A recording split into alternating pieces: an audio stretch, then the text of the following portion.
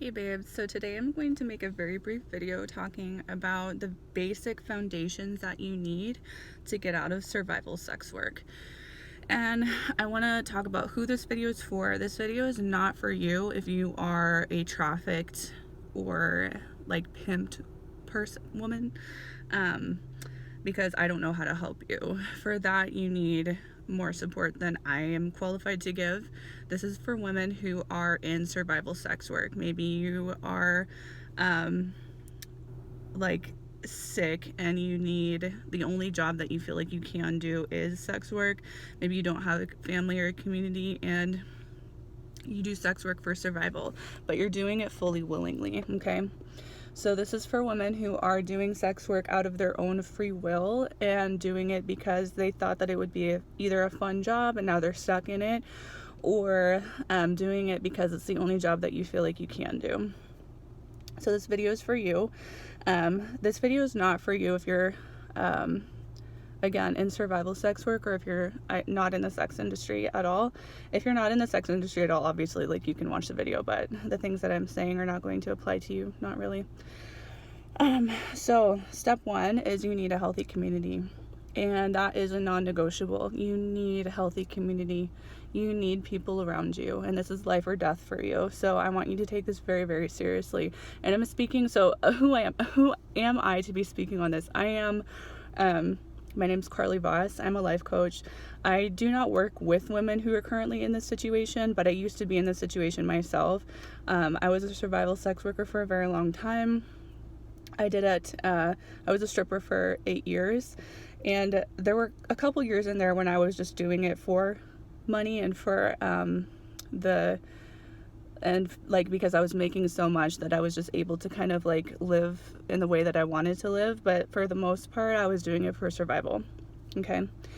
And if that's you absolutely non-negotiable 100% need to find a safe community. And I'm not talking about people you meet from the club. I'm not talking about people you do drugs with. I'm not talking about people you drink with. I'm not talking about people you party with. That is not a safe community.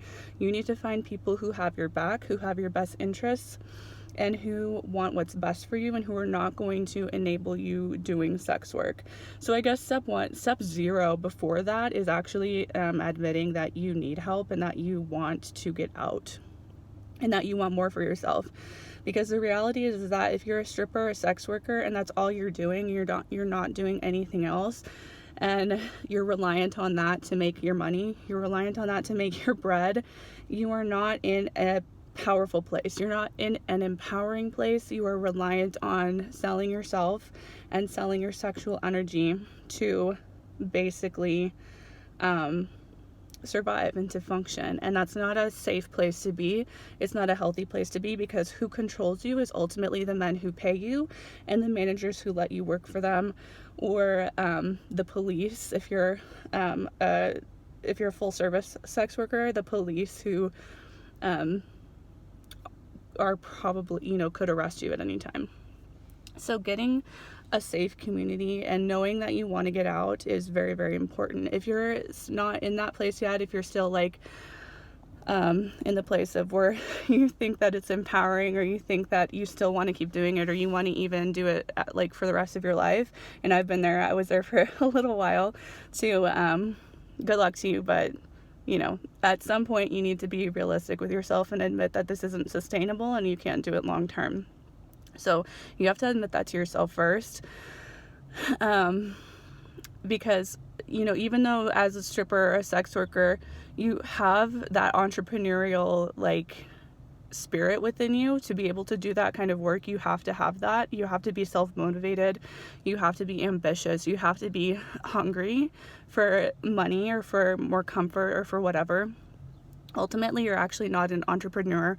You are just reliant on men for your shelter and for your bread. And that's a very, very dangerous place to be in, because who are you without when your beauty goes? Who are you when your body gives out? Who are you when you don't actually want to do the work? And you don't want to do the work, I guarantee you wouldn't do it for free. Then you don't love it. And let's stop the denial about, oh, well, nobody wants to do any job. Nobody would do any job for free. Yeah, you're right, that nobody should be doing sex work to make money. You know, it's not something that happens in a healthy society. That kind of work is very disempowering, not just to you, but to the men who pay you as well. And that's another video, but this is about how to get out.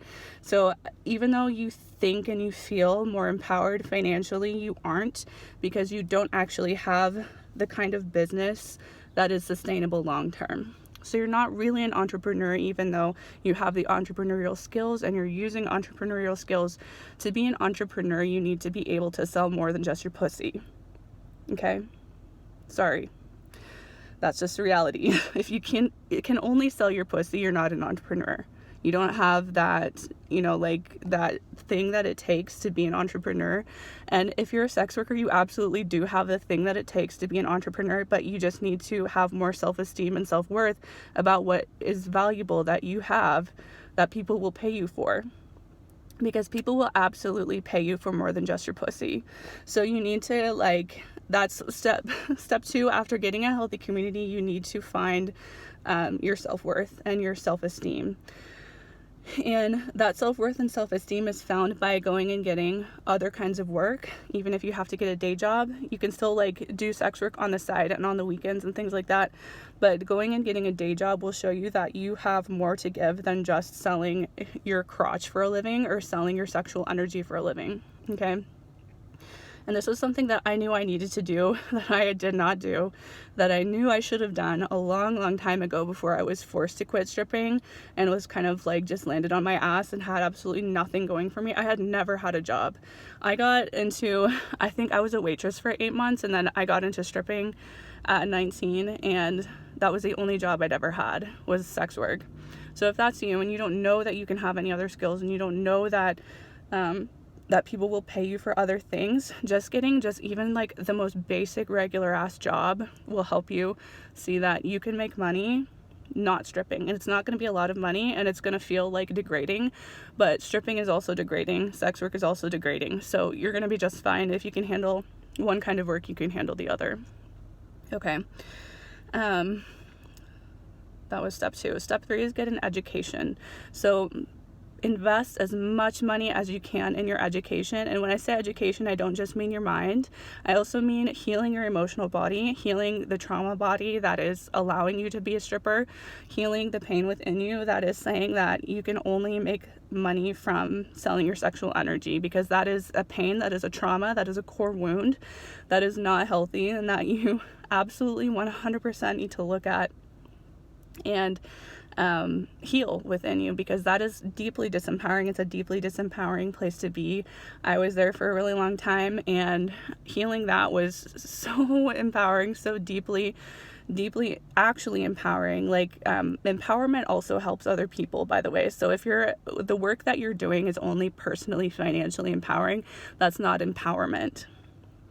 Empowerment is the education that you get. Empowerment is the way that you impact other people, the way that you walk into a room and light it up. That's empowerment. So if you are very, very sick and need stripping to function as soon as possible, and I'm not a doctor, so I can't give you medical advice, but as soon as possible, you need to find a way to get as healthy as you can.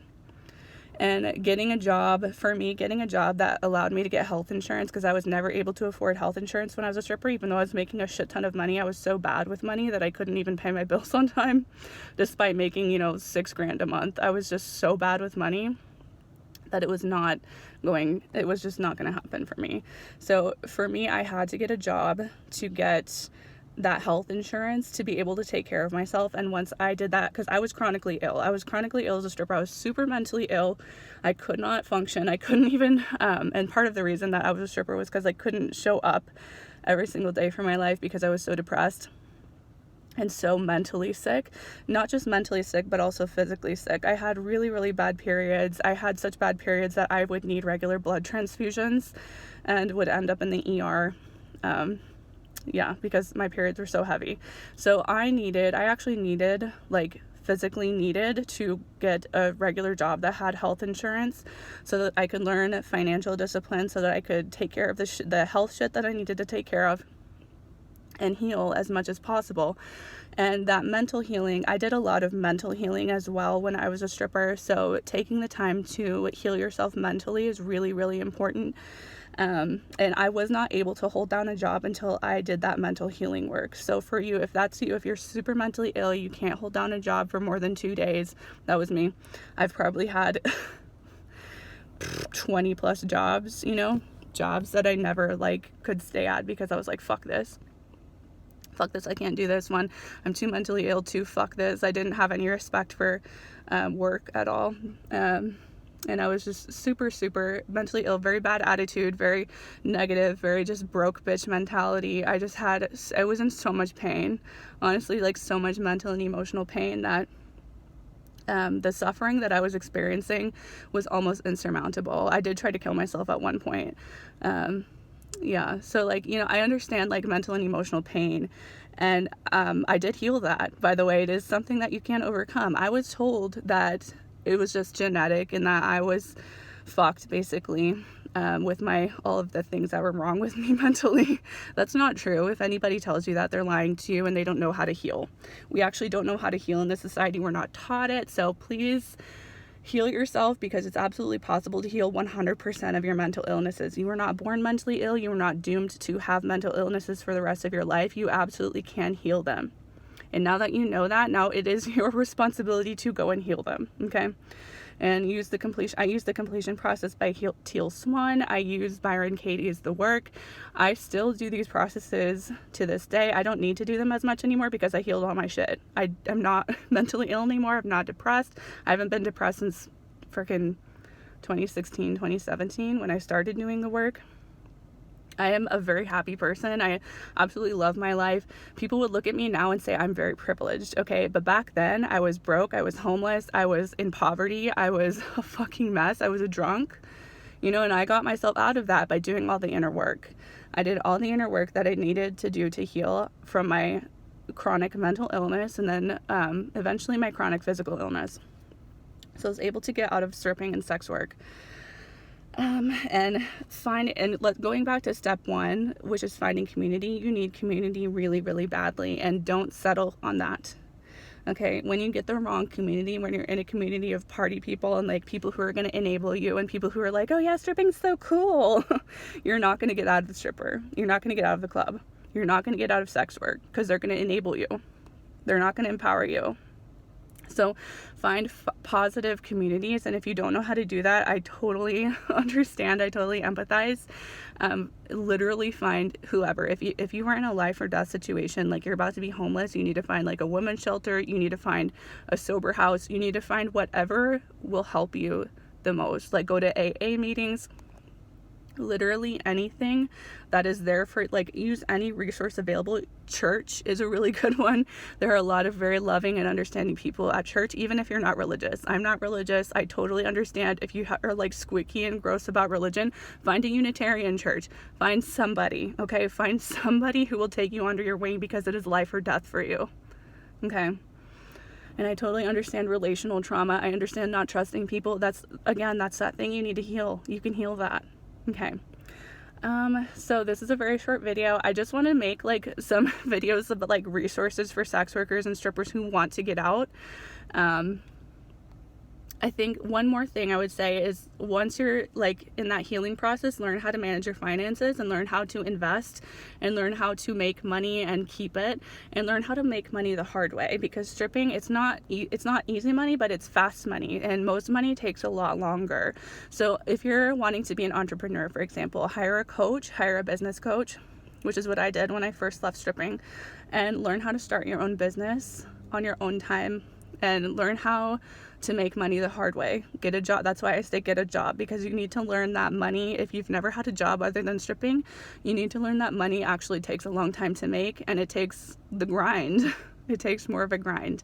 And like I said, you can still be stripping and like doing sex work in the interim, but get some kind of job, even if it's part-time, just so that you know what it's like to have that kind of job. Just so you know what it's like, so you have maybe health insurance or something like that. Just do whatever it takes to heal. Do whatever it takes to support yourself. If you are that mentally ill, please get help.